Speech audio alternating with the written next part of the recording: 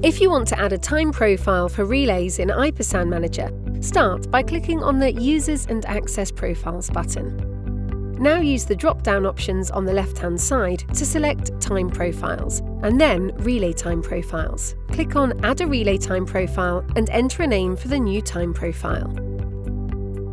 Now select the time period for free access, meaning that doors, outputs and floors are accessible without a valid credential during this time.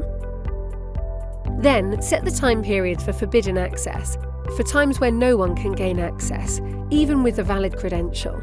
Then remaining time periods should be for normal access when using a valid credential. Then just select the doors, outputs and floors which this time profile applies to.